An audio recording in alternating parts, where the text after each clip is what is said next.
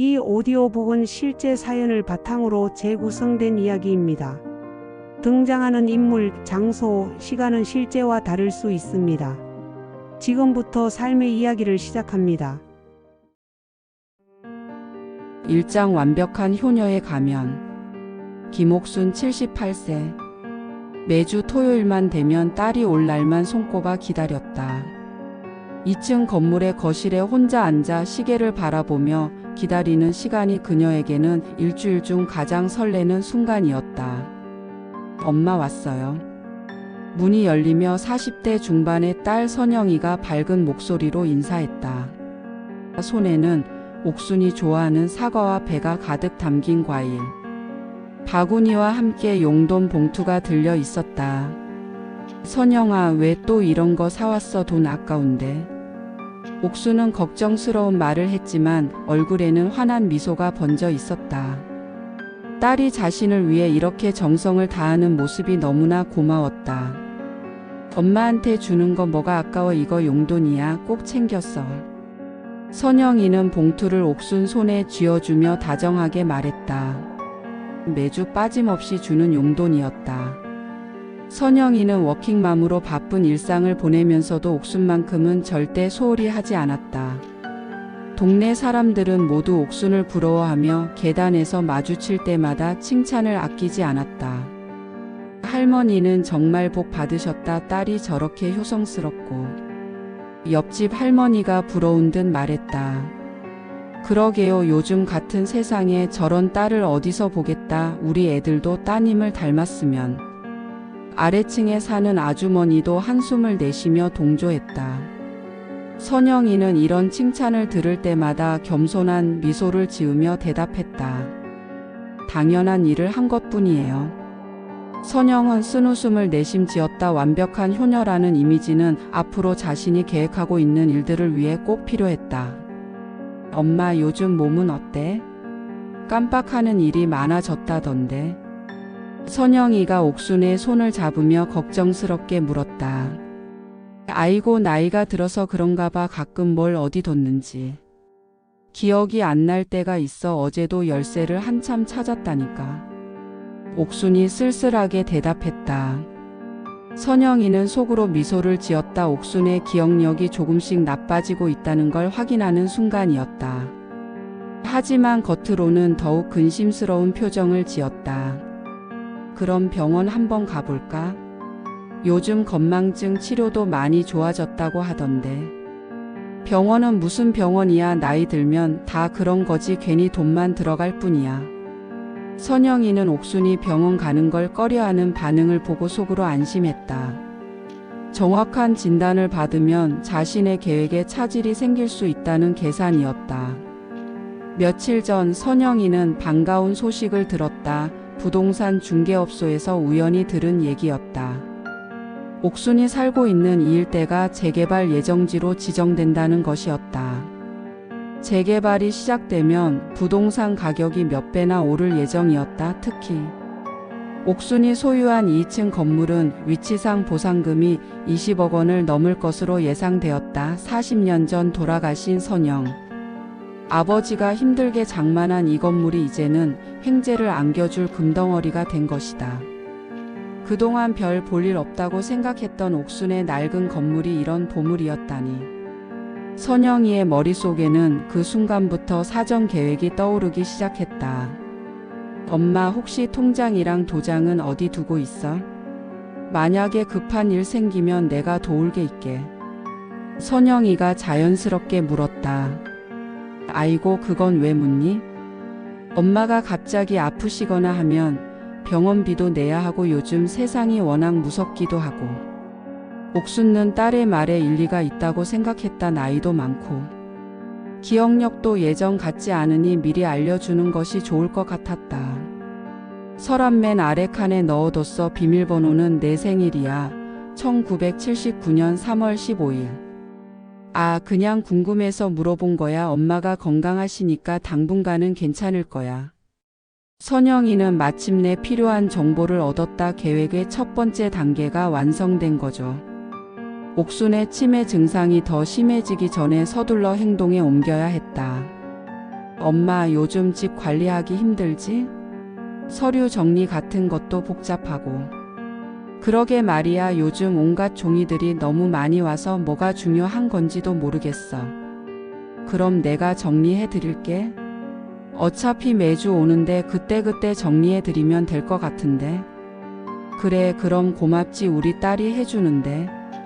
선영이는 속으로 쾌재를 불렀다. 이제 옥순의 모든 재산 관련 서류에 접근할 수 있게 된 것이다. 그날 저녁, 선영이는 옥순과 함께 저녁을 먹으며 자연스럽게 건강 상태를 체크했다. 기억력 저하 증상이 얼마나 진행되었는지 파악하기 위해서였다. 엄마, 오늘 점심은 뭐 드셨어? 뭘 먹었더라? 기억이 안 나네. 아침엔 뭐 드셨고? 그것도 잘 기억이 안 나는구나. 나이가 들어서 그런가 봐. 선영이는 옥순의 상태가 생각보다 많이 진행되었다는 것을 확인했다. 이제 본격적으로 계획을 실행에 옮길 때가 된 것 같았다. 그날 밤 집으로 돌아간 선영이는 책상 앞에 앉아 사전 계획을 세우기 시작했다. 옥순의 재산을 합법적으로 자신의 것으로 만들 수 있는 방법들을 하나씩 정리해 나갔다. 인터넷 검색으로 적법한 제도와 재산 관리에 대한 정보를 꼼꼼히 살펴보았다. 치매 환자의 재산을 보호한다는 명목으로 후견인이 될 수 있다면 모든 재산에 대한 처분권을 얻을 수 있을 것이었다. 무엇보다 동생 민준이가 눈치채지 못하도록 조심해야 했다. 지금까지 쌓아온 완벽한 효녀의 이미지를 유지하면서 목적을 달성해야 했다. 20억이라는 거액이 걸린 일단 한 번의 실수도 용납할 수 없었다. 선영이는 노트에 계획을 적어 나갔다. 첫 번째 단계는 옥순의 치매 진단서를 받는 것. 두 번째는 성년 후견인 신청. 세 번째는 재산 처분 권한 확보. 마지막으로는 부동산 매각과 현금화. 이제 시작이야. 선영이가 차가운 미소를 지으며 중얼거렸다. 2장. 효자 민준의 감사. 한 달 후 지방에서 일하는 민준이 오랜만에 서울에 올라왔다.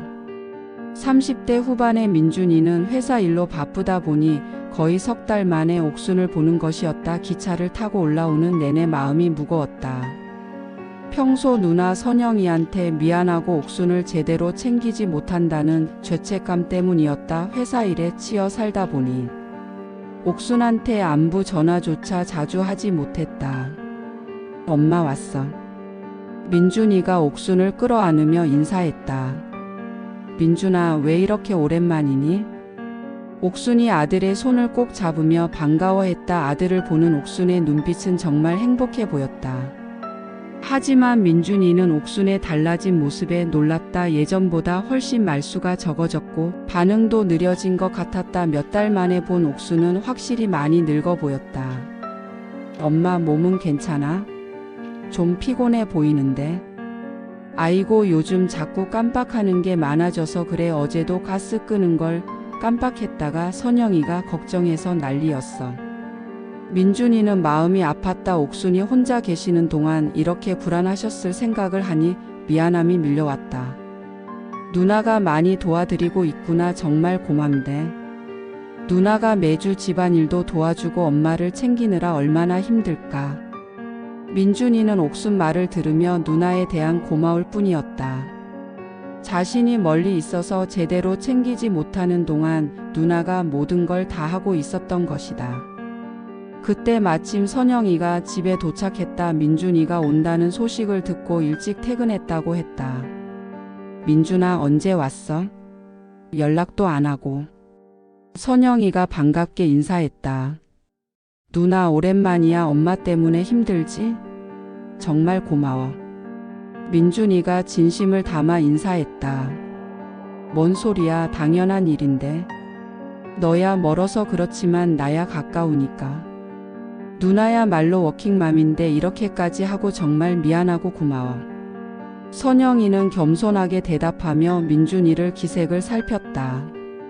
다행히 별다른 기색이 없어 보였다. 민준이는 옥순과 대화를 나누면서 옥순의 상태를 파악하려고 했다. 확실히 기억력이 예전 같지 않았지만 그래도 대화는 나름대로 잘 통했다. 엄마 혹시 병원에는 가봤어? 건망증이 좀 심해진 것 같은데.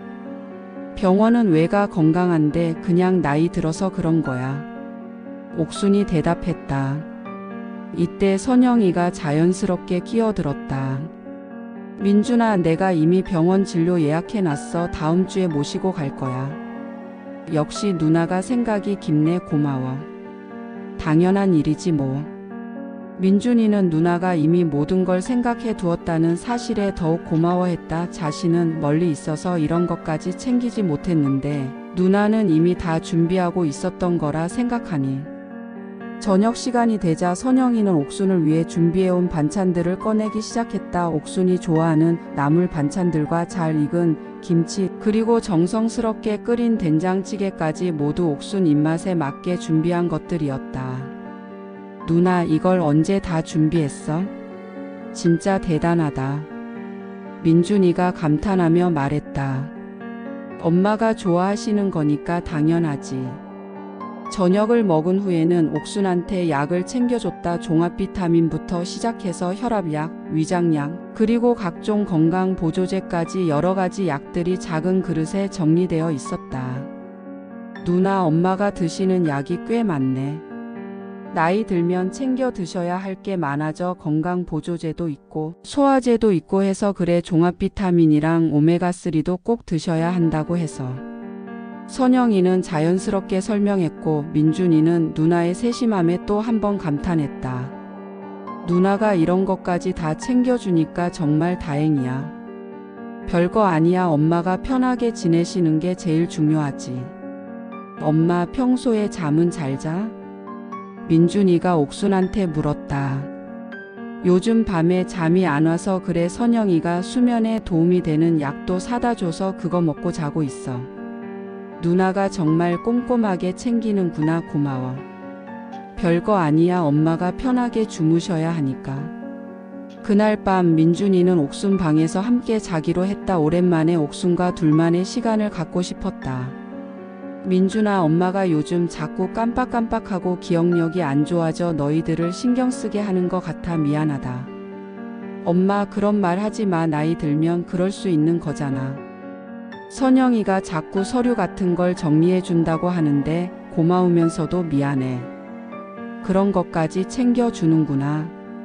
정말 고생이 많네.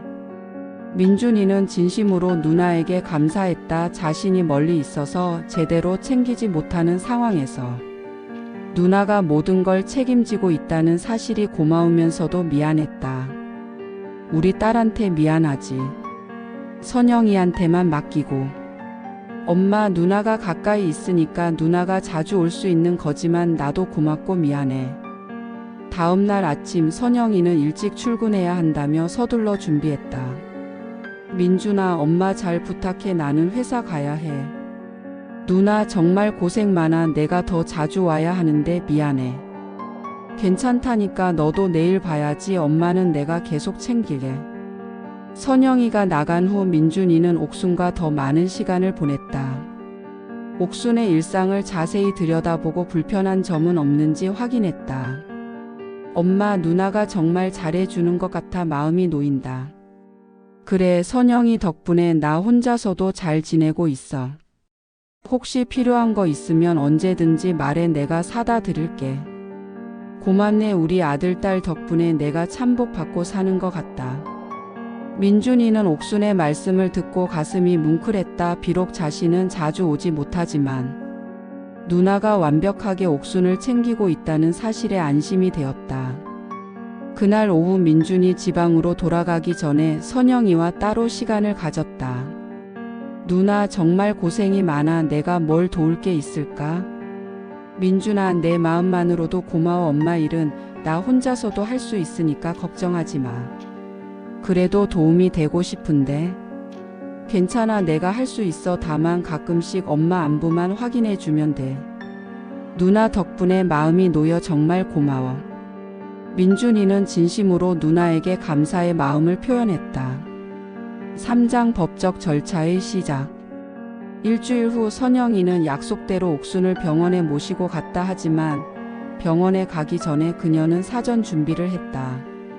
신경과 의사와 미리 상담을 한 것이다.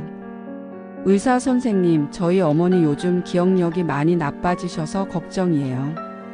선영이는 의사에게 옥순의 상태를 과장해서 부풀려 자세히 설명했다. 가끔 피해망상도 있으시고 없는 일을 있었다고 하시기도 해요. 그래서 정확한 진단을 받고 싶어서 왔습니다. 미리 의사에게 선입견을 심어준 것이다. 그 후 선영은 옥순과 함께 병원을 방문해 진료실로 들어왔다. 진료실에서 옥순은 의사의 질문에 대답하려고 노력했다.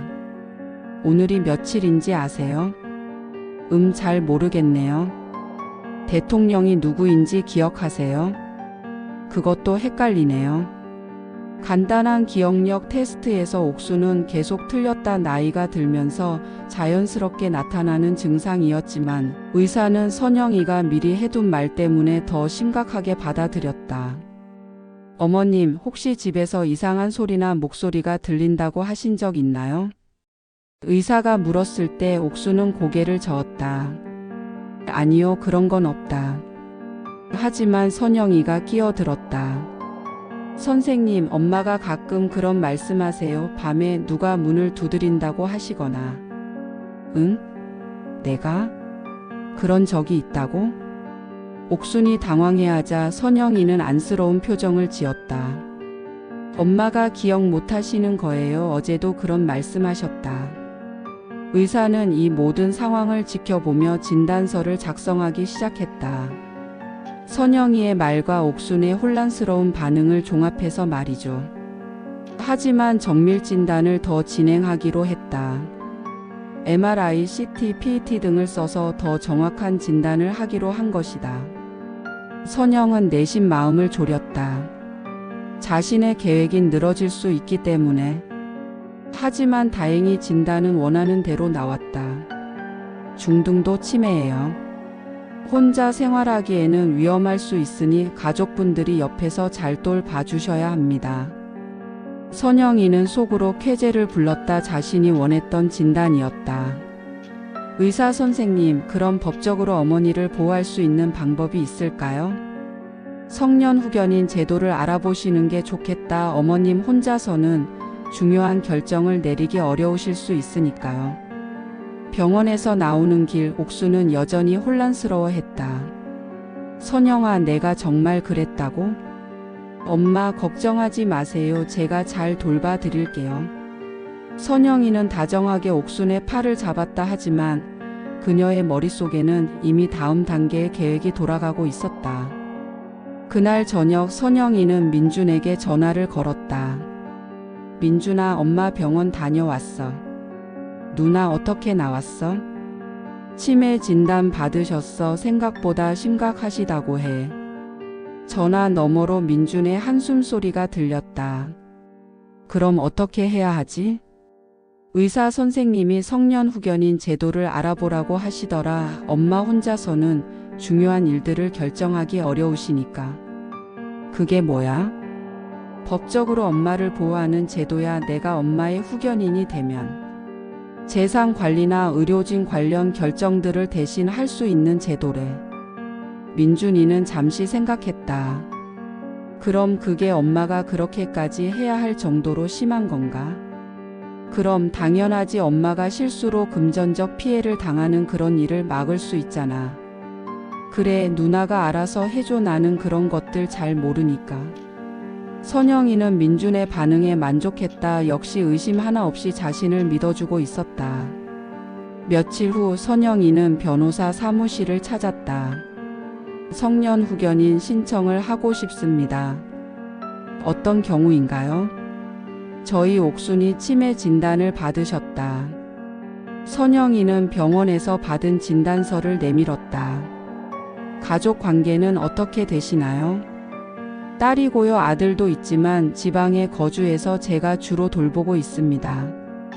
변호사는 서류들을 검토했다.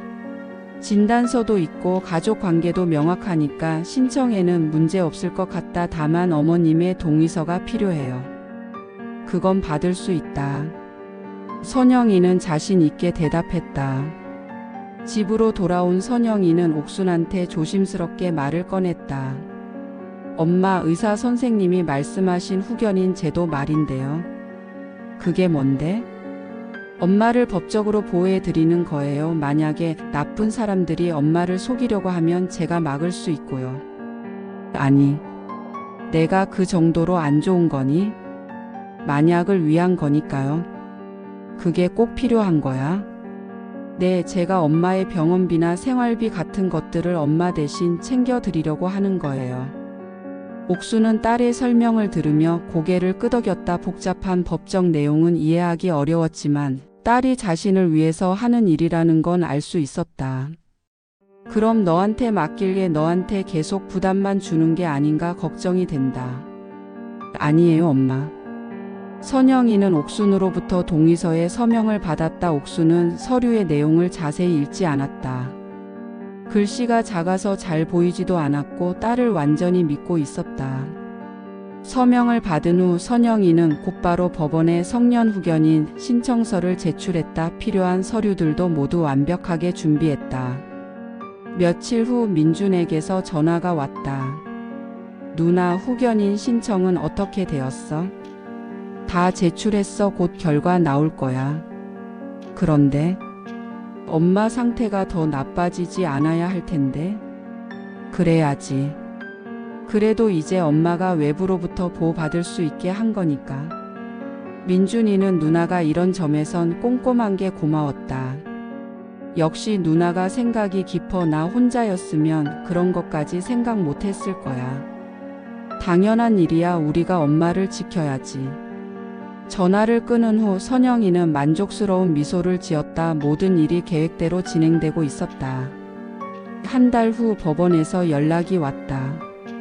성년 후견인 선정 결과가 나왔다. 김선영이 어머님의 후견인으로 지정되셨습니다. 선영이는 기쁨을 감추려 노력했다. 감사합니다. 이제 옥순의 모든 재산에 대한 법적 권한을 갖게 된 것이다. 통장, 부동산, 각종 계약서까지 모든 것을 자신이 관리할 수 있게 되었다. 그날 밤 선영이는 계획의 두 번째 단계가 완성되었다는 사실에 뿌듯함을 느꼈다. 이제 본격적인 작업을 시작할 때가 된 것이다. 사장 완벽한 신뢰. 성년 후견인으로 지정된 후 선영이의 생활은 완전히 달라졌다. 겉으로는 여전히 헌신적인 딸의 모습을 유지했지만 실제로는 옥순의 재산에 대한 완전한 통제권을 갖게 된 것이다. 엄마, 이제 제가 법적으로 엄마를 보호할 수 있게 됐다. 선영이가 후견인 지정서를 보여주며 말했다. 그래? 고맙다. 옥수는 복잡한 법적 내용은 이해하지 못했지만 딸이 기뻐하는 모습을 보니 좋은 일인 것 같았다. 앞으로 은행 업무나 중요한 서류들은 제가 다 관리해 드릴게요. 엄마는 편하게 지내세요. 선영이는 그날부터 옥순의 모든 통장과 서류들을 자신의 집으로 가져갔다. 안전한 보관이라는 명목이었다. 민준에게는 자연스럽게 설명했다. 민준아, 이제 내가 엄마 후견인이 됐어. 그래? 알았어, 누나. 고마워. 이제 엄마 통장이나 중요한 서류들은 내가 보관하게 됐어. 엄마가 깜빡하셔서 잃어버릴까봐 걱정됐었는데. 역시 그게 나을 것 같아. 엄마가 요즘 많이 깜빡하시니까. 민준이는 누나의 결정에 전적으로 동의했다. 오히려 안심이 되었다. 그런데 누나, 엄마 챙기느라 힘들지 않아? 괜찮아. 엄마를 위한 일인데 뭐가 힘들어. 정말 고마워. 누나, 내가 있었으면 그런 복잡한 일들 제대로 못했을 거야. 민준의 말을 들으며 선영이는 속으로 씁쓸하게 웃었다. 동생이 이렇게 순진하게 자신을 믿어줄 줄은 정말 몰랐다. 며칠 후 선영이는 본격적으로 옥순의 재산 현황을 파악하기 시작했다. 모든 통장의 잔고를 확인하고 부동산 등기 부등본도 떼어봤다. 예금 잔고는 약 3억 원, 그리고 현재 살고 있는 2층 건물의 가치는 재개발이 확정되면 20억 원 이상이 될 예정이었다. 총 23억 정도 되는구나. 선영이는 혼자 중얼거렸다. 생각보다 훨씬 큰 금액이었다. 그런데 문제가 있었다. 민준도 상속권자라는 것이다. 옥순이 사망하면 재산은 남매가 반으로 나눠 갖게 된다. 그럼 안 돼. 내가 이렇게 고생하는데 절반만 가져간다고? 선영이는 모든 재산을 독점할 방법을 고민하기 시작했다. 그러던 중 좋은 아이디어가 떠올랐다. 엄마가 살아계실 때 모든 재산을 자신에게 증여받는 것이었다. 후견인으로서 옥순의 복리를 위해 재산을 관리한다는 명목으로 말이다. 다음 주 선영이는 민준을 만났다. 민준아, 엄마 일로 상의할 게 있어. 무슨 일이야? 요즘 엄마 상태가 더 나빠지고 있어. 혼자 집에 계시기 힘들 것 같아. 민준이는 걱정스러운 표정을 지었다. 그럼 어떻게 하지? 좋은 요양원을 알아보고 있어. 전문적인 케어를 받으시는 게 엄마한테 도움이 될 것 같아서. 요양원이라. 민준이는 잠시 망설였다. 옥순을 요양원에 보낸다는 게 쉽게 받아들여지지 않았다. 민준아, 우리가 24시간 돌볼 수는 없잖아. 너도 지방에 있고 나도 직장 다니고 전문가들이 돌보시는 게 훨씬 안전할 거야. 선영이의 말에는 일리가 있었다. 그래도 엄마가 싫어하실 텐데. 처음엔 그러시겠지만 나중에는 좋아하실 거야. 또래분들도 많고 여러 프로그램도 있고. 비용은 어떻게 하지?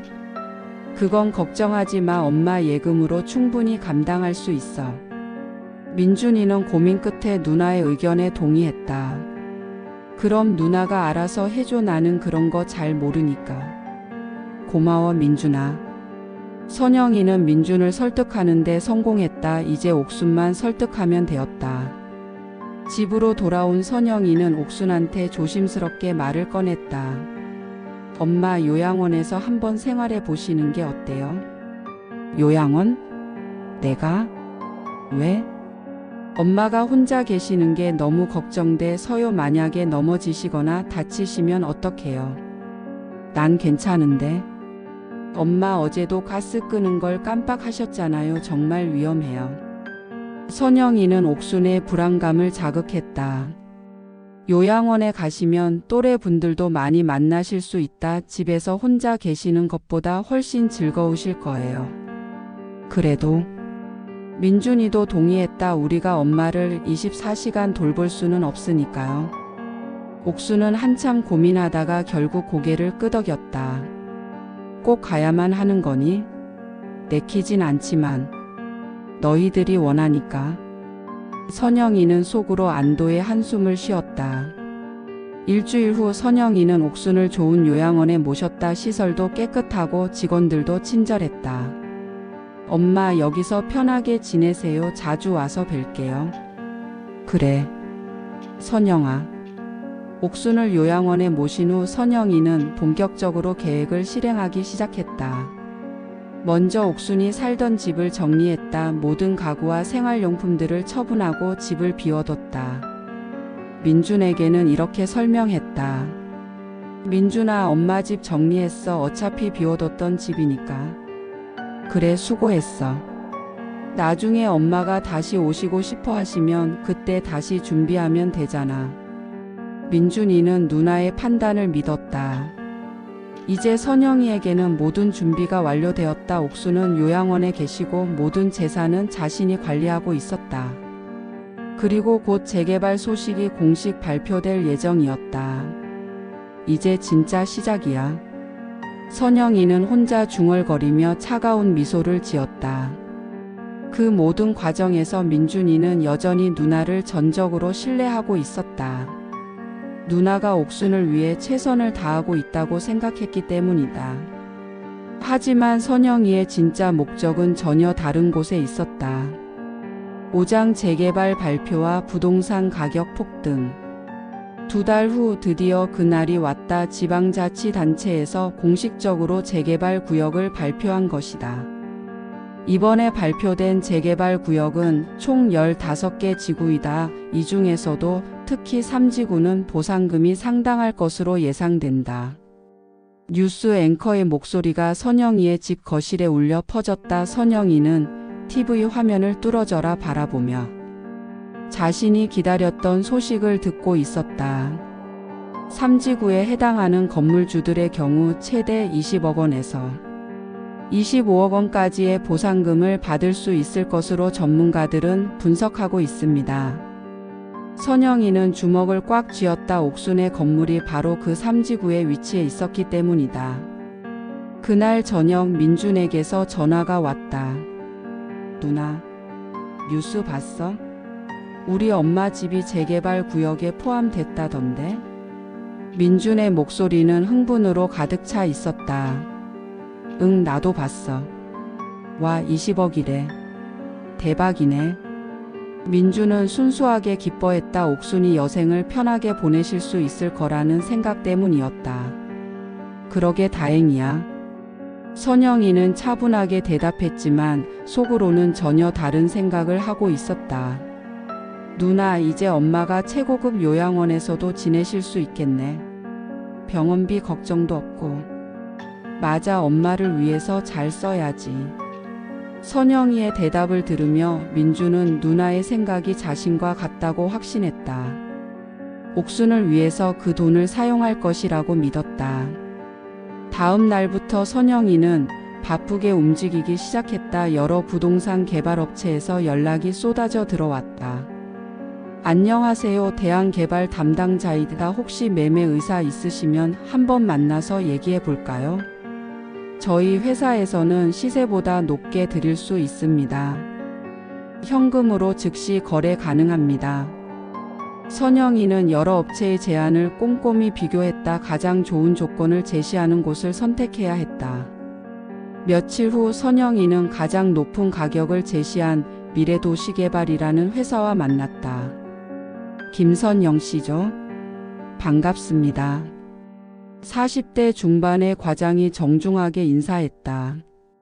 어머님, 건물 위치를 보니까 최고의 자리네요. 저희가 25억에 매입하고 싶습니다. 25억이요? 선영이는 예상보다 높은 금액에 놀랐다. 네, 다른 곳보다 5억은 더 높은 가격이다. 대신 빠른 계약을 원합니다. 언제까지요? 이번 주 안에 계약하시면 그 가격으로 해드립니다. 선영이는 잠시 생각했다. 25억이라는 거액이었다. 예상보다 훨씬 큰 돈이었다. 네, 계약 진행할게요.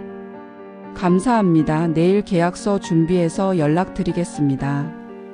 집으로 돌아온 선영이는 흥분을 감추기 어려웠다. 25억이라니. 평생 벌어도 만질 수 없는 돈이 곧 자신의 것이 될 예정이었다. 하지만 아직 해결해야 할 문제가 있었다. 민준이었다. 옥순이 사망하면 그 돈의 절반은 민준에게 갈 텐데 그럴 수는 없었다. 자신이 이렇게 고생해서 만든 기회인데 절반을 나눠 갖는다는 건 말이 안 되었다. 선영이는 더 사전 계획을 세워야 했다.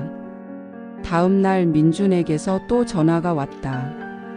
누나, 부동산 업체에서 연락 많이 와? 응, 몇 군데서 연락 왔어. 어떻게 할 거야? 팔 거야? 민준의 질문에 선영이는 신중하게 대답했다. 아직 결정 안 했어. 엄마와 상의해 봐야지. 그래, 엄마 의사가 제일 중요하지. 근데 민준아, 엄마 상태가 더 안 좋아지셨어. 선영이는 거짓말을 시작했다. 어떻게? 요양원에서 연락 왔는데 점점 더 혼란스러워 하신데 아무도 알아보지 못하시고. 민준은 마음이 아팠다. 그럼 우리가 더 자주 가봐야겠네. 그게 의사 선생님이 당분간 면회를 자제하라고 하셨어. 새로운 환경에 적응하시도록. 이것도 거짓말이었다. 하지만 민준은 의심하지 않았다. 그럼 어쩔 수 없지. 엄마가 빨리 좋아지셨으면 좋겠는데. 그러게 우리가 기다리는 수밖에. 전화를 끊은 후 선영이는 계속해서 거짓말을 만들어내야 한다는 사실에 약간의 부담을 느꼈다. 하지만 25억을 생각하면 충분히 감수할 만한 일이었다. 6장 충격적 발견. 한 달 후 민준은 옥순을 보러 서울로 올라왔다. 누나가 면회를 자제하라고 했지만 도저히 참을 수 없었다. 누나한테는 말하지 말고 잠깐만 엄마 얼굴이라도 보고 가야지. 민주는 혼자 중얼거리며 요양원으로 향했다. 하지만 요양원에 도착해서 깜짝 놀랐다. 어머님이요? 김옥순 어르신은 여기 안 계신데요. 접수처 직원의 말에 민주는 당황했다. 네? 한 달 전에 입원하신 분인데요. 아, 잠깐만요. 직원이 컴퓨터를 확인해 봤다. 아, 맞네요. 김옥순 어르신 근데 이미 퇴원하셨어요. 퇴원요? 언제요? 2주 전에 가족분이 데려가셨네요. 민주는 머릿속이 하얗게 변했다. 누나가 옥순을 데려가셨다고? 그런데 왜 자신에게는 말하지 않았을까요? 급하게 누나에게 전화를 걸었다. 누나, 엄마는 어디 계셔? 응? 갑자기 왜? 요양원에 갔는데 없으시던데? 2주 전에 누나가 데려가셨다고 하더라고. 선영이는 잠깐 당황했지만 금세 거짓말을 만들어냈다. 아, 그거 엄마 상태가 더 안 좋아지셔서 다른 병원으로 옮겼어. 다른 병원? 어디? 전문 치료를 받으실 수 있는 곳으로 지금 입원 중이셔. 병원 이름이 뭐야? 나도 가봐야지. 선영이는 순간적으로 거짓 병원 이름을 만들어냈다. 서울중앙병원이야. 근데 지금은 면회가 안 돼 중환자실에 계셔서. 민주는 충격을 받았다. 중환자실이라고? 그렇게 심각해? 응, 미안해. 너무 갑작스럽게 일어난 일이라서 연락 못했어. 나 지금 그 병원으로 갈게. 민준아, 안 된다니까. 의사가 당분간 면회 금지라고 했어. 선영이는 필사적으로 민준을 말렸다. 그래도 엄마인데 어떻게 안 가볼 수가 있어? 민준아, 제발 엄마 상태만 더 안 좋아져. 의사 말 들어야 해. 민주는 마지못해 전화를 끊었다. 하지만 마음이 너무 불안했다. 아무리 일이 생겨도 누나가 왜 이런 중요한 일을 나한테 말 안 했지? 의문이 들기 시작했던 민주는 혼자서라도 진실을 알아보기로 했다. 먼저 서울중앙병원에 전화를 걸어봤다. 김옥순 환자 입원 여부 확인하고 싶은데요. 성함과 주민등록번호를 말씀해 주세요. 민준이 옥순 정보를 알려주자 잠시 후 답변이 왔다. 해당 환자분은 입원 기록이 없네요. 민준의 심장이 떨렸다. 정말요? 다시 한번 확인해 주세요. 네, 확인했는데 그런 분이 안 계세요. 전화를 끊은 민준은 더욱 불안해졌다. 누나가 거짓말을 한 것이 확실했다. 그렇다면 엄마는 지금 어디 계신 거지? 민주는 옥순이 살던 집으로 가보기로 했다. 혹시 거기 있을 수도 있다고 생각했다. 하지만 집에 도착해서 더 큰 충격을 받았다. 집이 완전히 비어 있었고 모든 가구와 생활용품들이 사라져 있었다. 이게 뭐야? 민주는 문을 열고 들어가 봤다. 정말로 아무것도 없었다. 옥순의 흔적이라고는 찾아볼 수 없었다. 그때 우연히 거실 구석에서 서류 한 장이 떨어져 있었다. 누군가 급하게 정리하다가 빠뜨린 것 같았다. 서류를 펼쳐본 민준의 얼굴은 점점 굳어졌다. 부동산 매매 계약서 초안이었다. 매도인은 김옥순, 매수인은 미래도시개발, 매매 금액은 25억 원.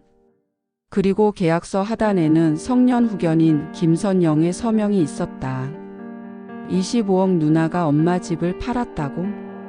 민주는 그 자리에 주저앉았다. 머릿속이 복잡했다. 누나가 옥순 몰래 집을 판 것일까요? 아니면 엄마가 동의하신 것일까요? 엄마는 지금 어디 계신 거야? 민주는 급하게 누나에게 전화를 걸었다. 누나, 이게 뭐야? 뭐가? 엄마 집에 왔는데 완전히 비어있고 매매 계약서까지 있던데. 선영이는 민준이 집을 확인했다는 사실에 당황했다. 하지만 금세 마음을 가라앉히고 대답했다. 아, 그거 엄마가 병원비가 많이 나와서 집을 팔자고 하셨어. 엄마가 그런 결정을 내리실 수 있는 상태야? 의식이 있으실 때 말씀하셨어. 치료비가 부담된다고. 민주는 누나의 말을 믿고 싶었다 하지만 뭔가 석연치 않았다. 그럼 그 돈은 어떻게 된 거야? 당연히 엄마 치료비로 쓰고 있지. 그리고 좋은 병원으로 옮기는 비용도 필요하고. 25억이나 되는데 치료비가 그렇게 많이 들어? 선영이는 잠깐 말문이 막혔다. 민준아, 지금 엄마 상태가 얼마나 심각한지 알아? 특수 치료를 받으셔야 해. 그래도 미리 상의를 해야 하는 거 아니야? 너무 급하게 결정해야 했어. 미안해. 민주는 누나의 해명을 들으며 혼란스러웠다. 한편으로는 누나를 의심하는 자신이 나쁜 것 같기도 했고, 다른 한편으로는 뭔가 숨기고 있다는 생각이 들기도 했다. 누나, 나도 엄마 보러 갈게. 도대체 어딘데? 민준아, 정말 안 돼. 의사가 뭐라고 하든 상관없어. 엄마 보고 싶어. 선영이는 더 이상 민준을 막을 수 없다는 것을 깨달았다. 그럼 내일 같이 가자. 내가 의사한테 미리 얘기해 볼게. 정말? 응, 그래. 내가 약속 잡아볼게. 전화를 끊은 후 선영이는 심각한 고민에 빠졌다. 이제 더 이상 거짓말로 버틸 수 없게 된 것 같았다. 민준도 이제 완전히 누나를 향한 의심이 짙어지고 있었다. 뭔가 숨기고 있다는 확신으로 형제자매 사이에 균열이 생기기 시작한 것이다. 민준은 그날 밤 잠을 이룰 수 없었다. 머릿속에서 온갖 의심들이 맴돌았다. 25억이라는 거액을 나한테 말도 없이? 아무리 급해도 이건 말이 안 돼. 민준은 침대에 누워 천장을 바라보며 생각에 잠겼다. 그리고 엄마는 정말 어디 계시는 거지? 왜 누나는 병원 면회를 그렇게 막을까? 다음 날 아침 민준은 더 이상 참을 수 없어서 선영에게 전화를 걸었다. 누나, 오늘 몇 시에 병원 갈 거야? 민준아, 미안한데 오늘은 안 될 것 같아. 왜? 어제 약속했잖아. 의사가 갑자기 수술을 잡았대. 오늘은 면회가 안 된다고 하더라. 또 다른 거짓말이었다. 민준은 점점 화가 나기 시작했다. 누나, 왜 계속 거짓말을 해? 엄마 지금 어디 계셔? 누가 거짓말을 해? 병원에 있다고 했잖아. 그럼 병원 이름이라도 정확히 알려줘. 내가 직접 확인해 볼게. 선영이는 민준의 목소리에서 의심을 느꼈다. 더 이상 거짓말로는 버티기 어려울 것 같았다. 민준아, 우리 만나서 얘기하자. 왜 전화로 안 되는데? 복잡한 얘기야. 카페에서 만나. 2시간 후 남매는 조용한 카페에서 마주 앉았다. 선영이의 표정은 평소보다 어두워 보였다. 민준아, 사실 말하면 엄마 상태가 정말 심각해. 선영이는 진실과 거짓을 섞어서 말하기 시작했다. 어떻게 심각한데? 완전히 기억을 잃으셨어. 우리도 알아보지 못하시고 말씀도 거의 못하시고. 민준의 얼굴이 일그러졌다. 그렇게 심각한데 왜 나한테 말 안 했어? 너까지 힘들어 할까 봐서 미안해. 그래서 집을 판 거야? 치료비가 정말 많이 들어. 특수 치료를 받으려면 돈이 엄청나게 필요하거든. 민준은 누나의 말을 들으며 마음이 복잡했다. 한편으로는 엄마의 상태가 안 좋다는 게 슬펐고, 다른 한편으로는 누나가 중요한 결정을 혼자 내렸다는 게 서운했다. 그래도 미리 상의했어야지. 그렇게 큰 결정은. 민준아, 너 지방에 있잖아. 매일매일 응급 상황이 생기는데 어떻게 하나하나 상의해? 선영이는 점점 목소리를 높였다. 내가 얼마나 힘든지 알아? 회사 일하면서 병원 다니고 의사들과도 상담하고 정말 죽을 것 같았어. 민준은 누나의 말을 들으며 미안한 마음이 들기 시작했다. 누나 고생 많이 했구나. 그래서 집 팔 때도 너한테 말 못한 거야. 또 걱정시키기 싫어서. 그럼 그 돈은 다 치료비로 쓰는 거야? 선영이는 잠깐 망설였다. 대부분은 그렇지. 그리고 나중을 위해서 일부는 저축해 놓고 있어.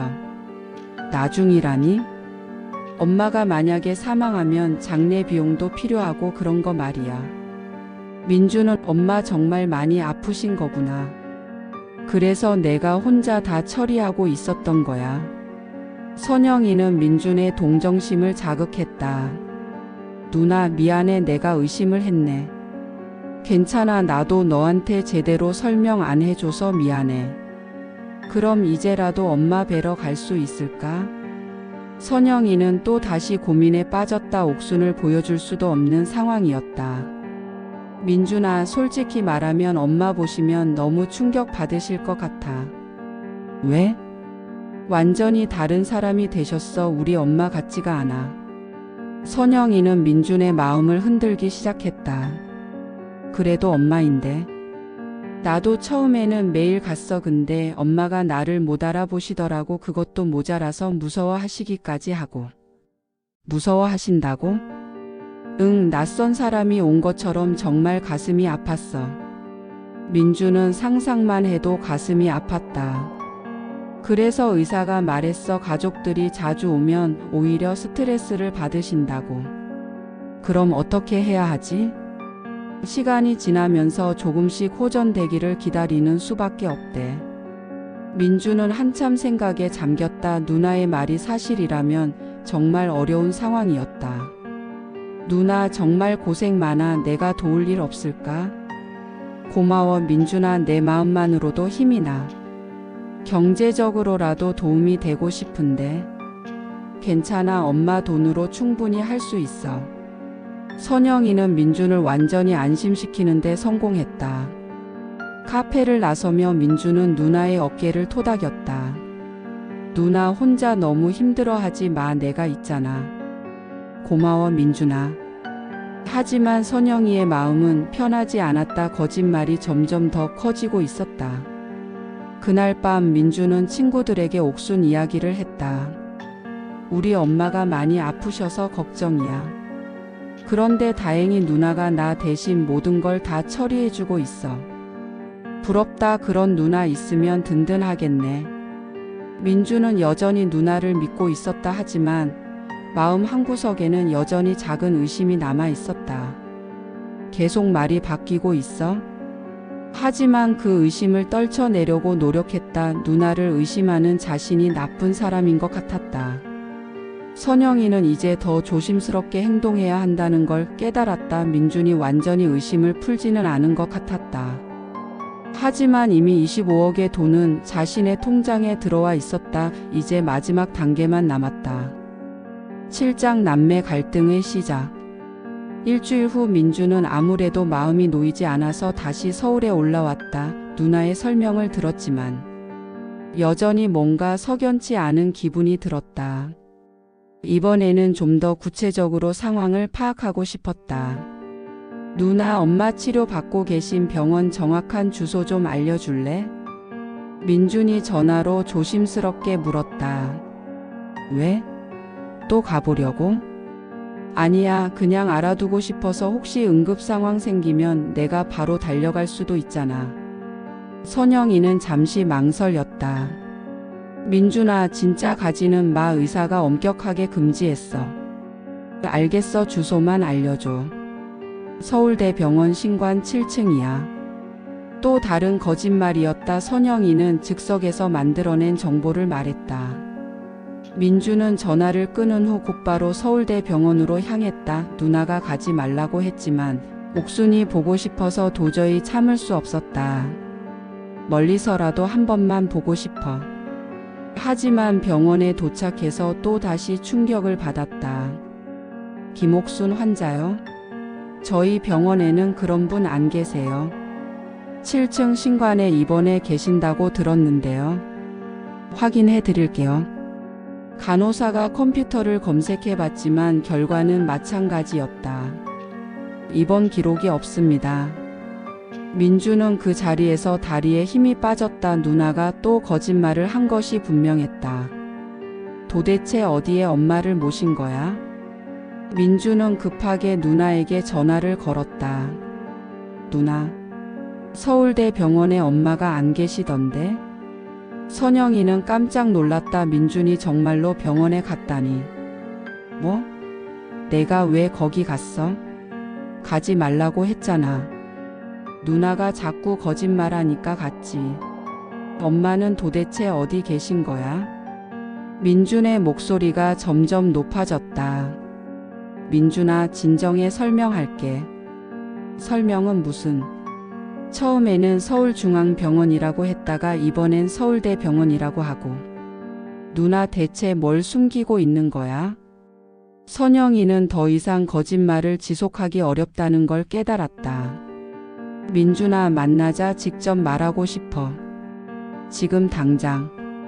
1시간 후 남매는 옥순이 살던 빈집 앞에서 만났다. 선영이의 얼굴에는 평소의 여유로운 모습이 사라져 있었다. 민준아, 사실은. 선영이가 말을 시작하려고 할 때 민준이 먼저 말했다. 누나, 솔직히 말해줘. 엄마 정말 어디 계셔? 민준아, 진정하고 들어봐. 진정하라고? 엄마가 지금 어떻게 어디 계신지도 모르는데 뭘 진정해? 민준의 목소리에는 분노와 절망이 섞여 있었다. 선영이는 한참 망설이다가 입을 열었다. 엄마는 정말 상태가 안 좋으셔서 특별한 요양시설에 계셔. 특별한 요양시설? 그게 뭐야? 치매 전문 시설이야. 24시간 전문 간호를 받으실 수 있는 곳. 그럼 왜 처음부터 그렇게 말하지 않았어? 왜 병원이라고 거짓말했어? 선영이는 점점 화가 나기 시작했다. 계속 추궁당하는 게 짜증났다. 민준아, 나도 힘들어. 엄마 돌보느라 얼마나 고생하는지 알기나 해? 그래서 나한테 거짓말한 거야? 거짓말이 아니라 너한테 걱정 끼치기 싫어서 그런 거잖아. 엄마와 관련된 큰일인데 걱정 끼치기 싫다고?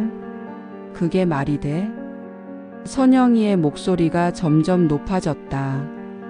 그럼 너는 뭘 했는데? 지방에서 편하게 일만 하면서. 누나, 왜 그래? 평소 누나답지 않아. 평소 나답지 않다고? 내가 지금까지 얼마나 참고 살았는지 알아? 민주는 누나의 변한 모습에 당황했다. 평소에 다정하고 온화한 누나가 아니었다. 누나, 진정해. 우리가 왜 이렇게 싸워야 해? 너 때문에 싸우는 거잖아. 자꾸 의심하고 추궁하고. 내가 언제 의심했어? 그냥 엄마가 보고 싶어서 그런 거잖아. 선영이는 잠시 말을 멈췄다. 자신이 너무 감정적으로 반응하고 있다는 걸 깨달았다. 미안해, 민준아. 내가 너무 예민했나 봐. 누나, 무슨 일 있어? 평소 누나 같지 않아. 선영이는 마음을 진정시키려고 노력했다. 요즘 스트레스가 너무 심해서 그래. 엄마 일도 그렇고 회사 일도 바쁘고. 그럼 내가 도와줄게. 더 이상 누나 혼자 하지 마. 민준의 말에 선영이는 당황했다. 민준이 개입하면 자신의 계획이 모두 망가질 수 있었다. 괜찮아. 나 혼자 할 수 있어. 누나, 우리 가족인데 왜 혼자 하려고 해?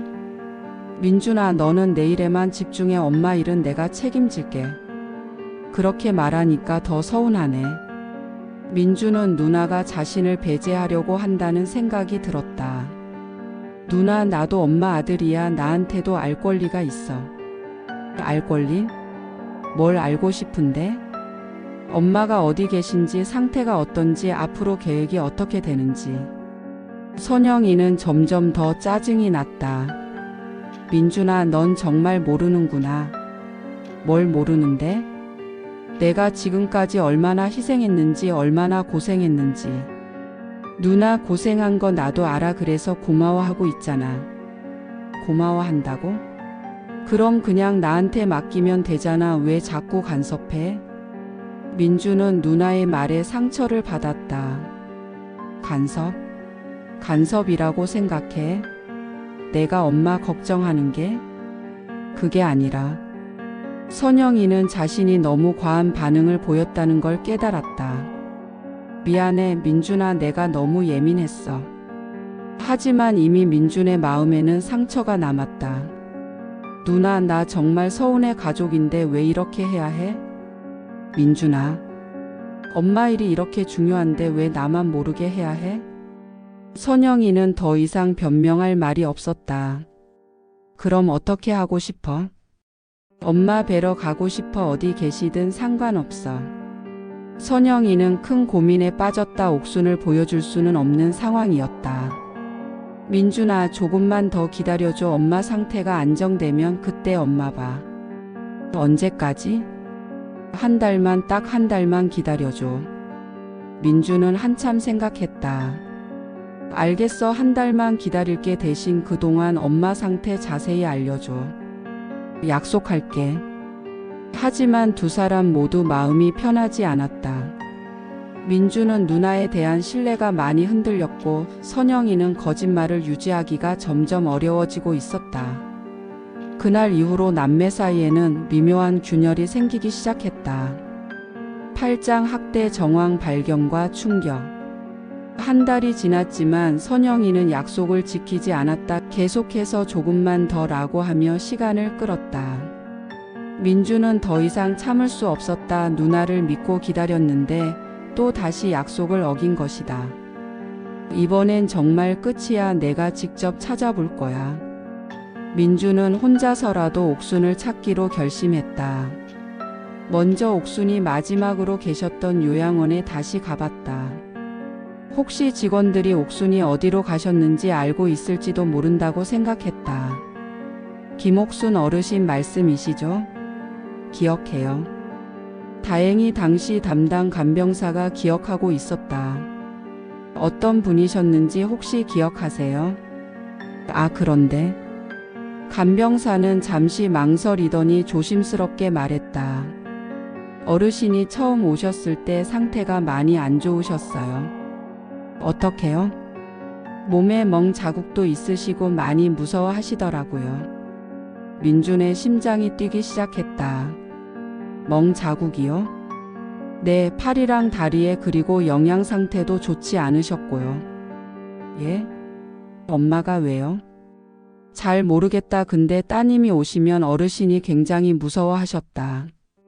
민준은 충격을 받았다. 누나를 무서워하셨다고?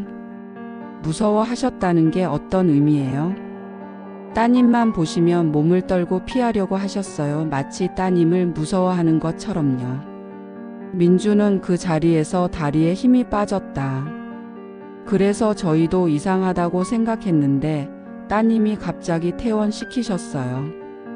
갑자기요? 네, 어느 날 와서 다른 병원으로 옮긴다고 하면서 바로 모시고 가셨어요. 민준은 온몸에 소름이 돋았다. 누나가 옥순을 학대했다는 것인가? 혹시 그 어르신에게 어떻게 대했는지 보신 적 있으세요? 간병사는 더욱 조심스럽게 말했다.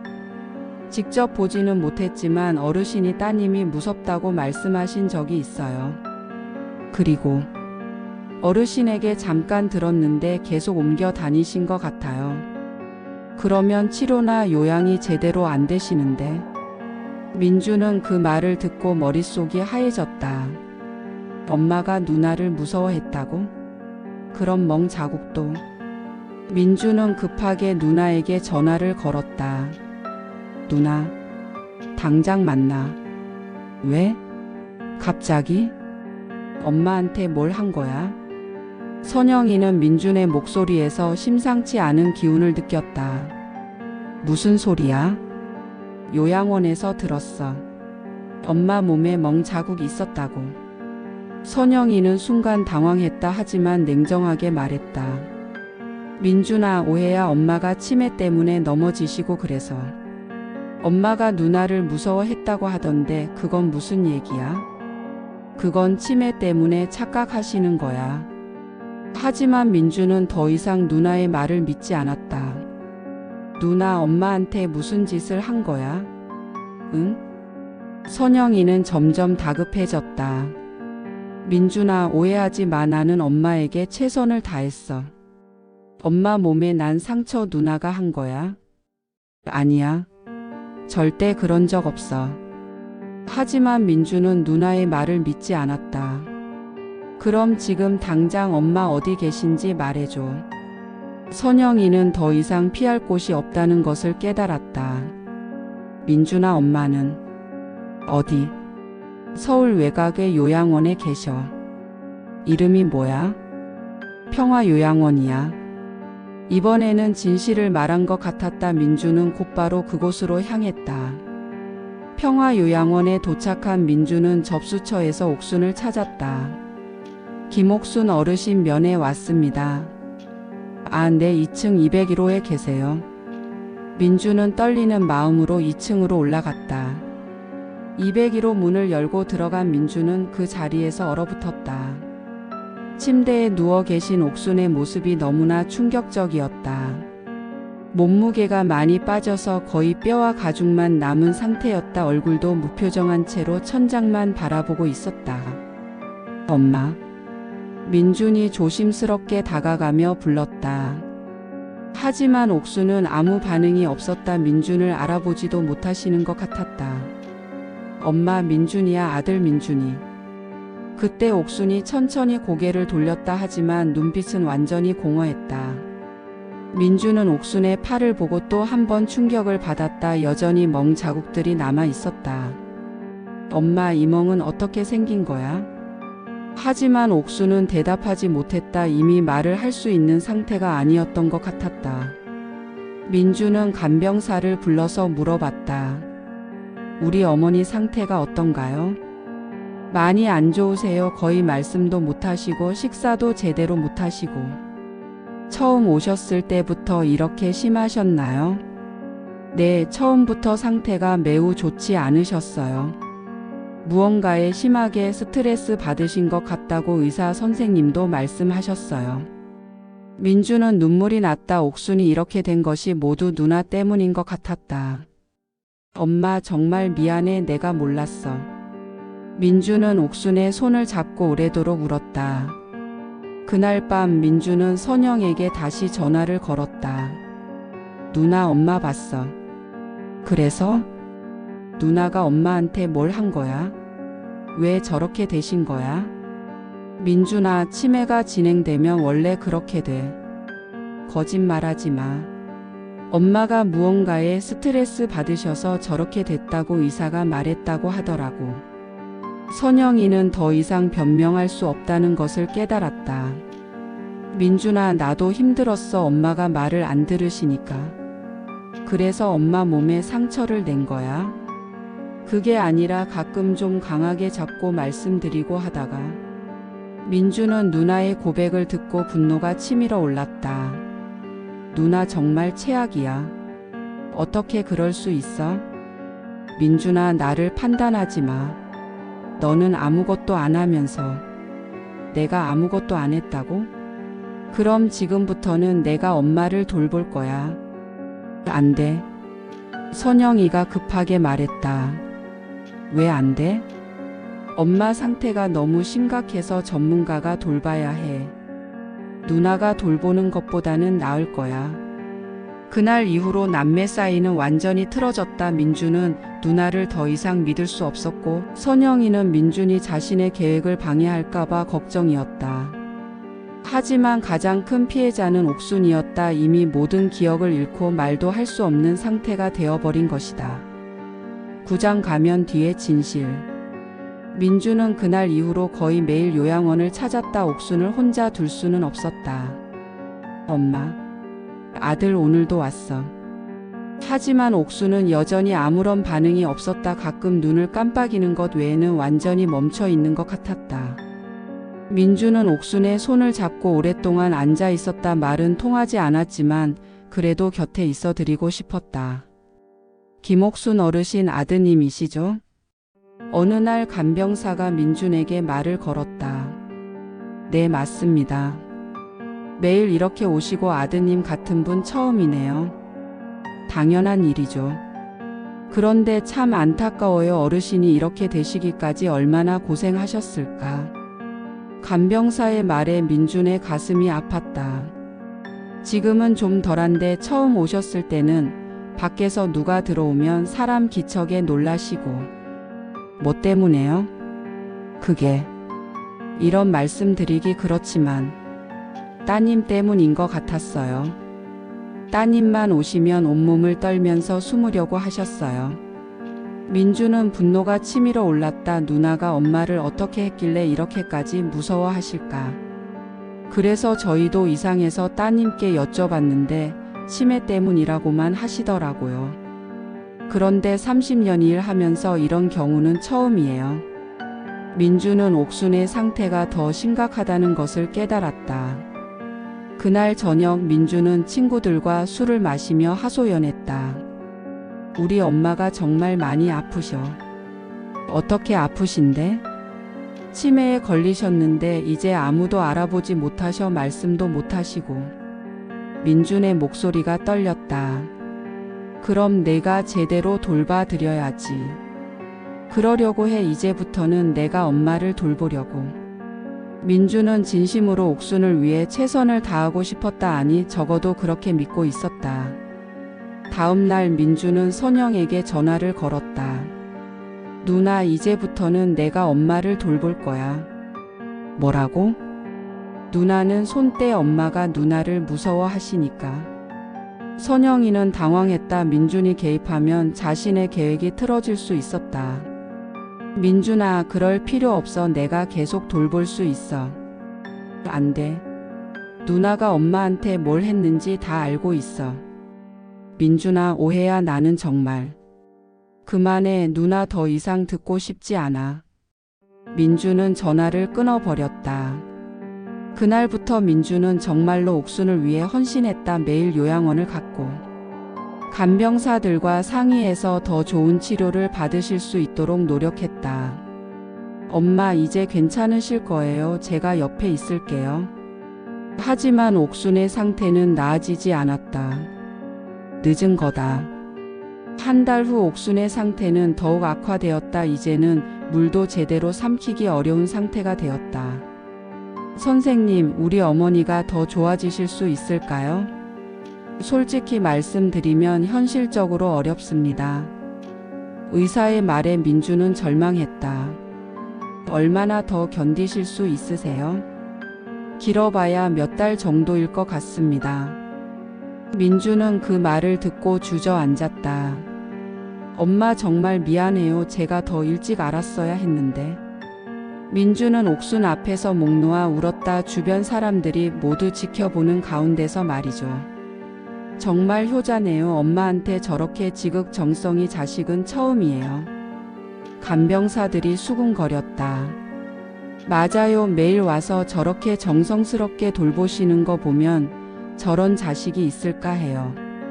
모든 사람들이 민준을 진짜 효자라고 생각했다. 민준 자신도 그렇게 믿고 있었다. 하지만 그날 밤 집에 혼자 있을 때 민준이 혼잣말로 중얼거렸다. 제길, 내가 늦었어. 내가 너무 방심하다 당했어. 민준은 거울 앞에서 이를 악물며 중얼거렸다. 누나가 그 돈을 다 써버렸으면 어떡하지? 내가 받을 목도 없어지는 거 아니야? 민준의 소름 끼치는 진면목을 보게 된다. 내가 먼저 움직였어야 했는데 너무 늦었어. 민준이 옥순을 그렇게 열심히 돌보는 것도 누나에게 분노하는 것도 모두 다른 이유가 있었던 것이다. 옥순 앞에서 처절하게 통곡한 건 옥순에 대한 연민과 애정이 아니라 분노였던 것이다. 누나는 똑똑해서 미리 준비했고 나는 바보처럼 아무것도 몰랐어. 민주는 자신이 누나보다 빠르지 못한 것을 후회했다. 그래도 어쨌든 내 몫은 있어야 하는 거 아니야? 절반은 내 거잖아. 민준의 관심사는 오직 돈이었다. 지금 민준의 머릿속에선 옥수는 존재하지 않았다. 다음 날 민준은 또 다시 요양원에 나타나서 완벽한 효자가 되었다. 엄마, 오늘도 왔다. 제가 곁에 있을게요. 간병사들이 지켜보는 가운데 민준은 정성스럽게 옥순을 돌봤다. 정말 대단하세요. 어르신이 복 받으셨다. 당연한 일이죠. 민주는 겸손하게 대답했지만 속으로는 전혀 다른 생각을 하고 있었다. 어떻게 해서든 내가 진정한 자식이란 평판을 얻어서 누나한테서 내 몫을 더 많이 받아야 해. 하지만 겉으로는 여전히 슬픔에 빠진 효자의 모습을 통해 명분을 만들고 법적인 부분을 염두에 둔 초석을 쌓고 있었다. 그 모든 과정에서 진짜 피해자는 옥순뿐이었다. 두 자녀 모두 옥순보다는 돈이 더 중요했던 것이다. 10장 치매라는 마지막 선물.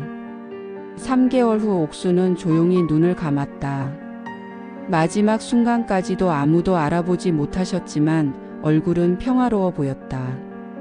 엄마, 이제 편히 쉬세요. 민준이 옥순의 손을 잡고 마지막 인사를 드렸다. 눈물이 흘러내렸지만 그 눈물의 진짜 의미는 아무도 알 수 없었다. 장례식에는 친분 있는 사람들과 친지들이 많이 왔다. 모두들 민준을 위로했다. 정말 애썼다. 마지막까지 그렇게 정성스럽게 엄마를 챙기고. 어르신이 복 받으셨죠. 이런 아들을 두어서. 민준은 그런 위로의 말들을 들으며 고개를 숙였다. 사람들은 그 모습을 겸손함으로 받아들였다. 선영이도 장례식에 참석했다. 남매는 장례식장에서 오랜만에 마주쳤다. 민준아, 누나. 두 사람은 어색하게 인사를 나눴다. 엄마 정말 힘드셨을 거야. 선영이가 조심스럽게 말했다. 그러게. 민준의 대답은 차가웠다. 장례를 치른 후 남매는 유산 정리에 대해 이야기해야 했다. 민준아, 우리 상속분 정리해야 하는데. 그래야지. 사실 엄마가 남겨준 유산은 치료비로 많이 썼어. 그래도 남은 게 있긴 해. 선영이는 거짓말을 했다. 실제로는 대부분의 돈이 아직 자신의 계좌에 있었다. 얼마나 남았는데? 한 5억 정도? 그것도 반반 나눠 갖는 거니까 2억 5천씩. 민주는 속으로 화가 났다. 25억에서 5억만 남았다니. 20억을 다 썼다는 말이야? 치료비가 20억이나 들어? 병원비만 그런 게 아니야. 요양원비, 간병비, 약값 다 합치면 그 정도 돼. 민주는 의심스러웠지만 증거가 없었다. 그래? 어쩔 수 없지. 2억 5천이라도 받을게. 그래. 입금하기 전에 연락할게. 며칠 후 민주는 약속된 돈을 입금받았다. 하지만 마음이 편하지 않았다. 분명히 거짓말이야. 거의 대부분을 가져갔을 거야. 소송을 걸까? 어떻게 하지? 고민에 고민을 거듭하는 민준이었다. 선영이는 실제로 20억 이상을 가져갔다. 민준에게 준 2억 5천만 원이란 일부만 준 것이다. 1년 후 선영이는 큰 아파트로 이사했다. 새 차도 샀고 여행도 자주 다녔다. 하지만 행복은 돈으로만 되질 않았지만 돈으로 위로받고 있었다. 민준과는 연락이 끊어진 상태였고 친척들도 선영이를 멀리했다. 옥순을 제대로 돌보지 않았다는 소문은 벌써 다 퍼졌다. 민준도 욕심의 굴레에서 벗어나지 못해 집착하며 불행한 건 마찬가지였다. 2억 5천만 원을 받기는 했지만 찜찜한 기분이 계속 들었다. 소송을 벌일까 고민은 계속되었지만 결국 아직까지 결정을 못 내리고 있다. 그때 내가 먼저 엄마를 독점했어야 했는데. 제 길. 매일 반복되는 후회 속에서 살고 있다. 그렇게 두 남매는 각자의 길을 걸어갔다. 돈은 얻었지만 가장 소중한 것들을 모두 잃어버린 채로 말이죠. 그런데 정작 옥순인 옥순에게는 치매가 마지막 선물이었을지도 모른다. 자신을 그토록 사랑한다고 믿었던 딸의 학대와 고통을 당했으나 기억을 잊어버렸고 아들도 진정 자신을 위하는 게 아닌 돈만을 쫓았다는 걸 모른 채 세상을 떠날 수 있었으니까요. 기억 속에서 선영과 민주는 여전히 어린 시절의 사랑스러운 아이들이었다. 엄마를 사랑해라고 말하던 그 순수한 아이들. 어쩌면 그것이 옥순이 받을 수 있는 유일한 위안이었을 것이다. 탐욕이 어떻게 사람을 괴물로 만들어 가는지, 그리고 가족이라는 이름이 얼마나 쉽게 무너질 수 있는지를 보여주는 이야기였다.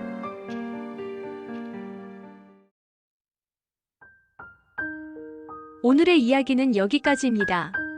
혹시 비슷한 경험이 있거나 마음에 남는 부분이 있다면 댓글로 나눠주세요.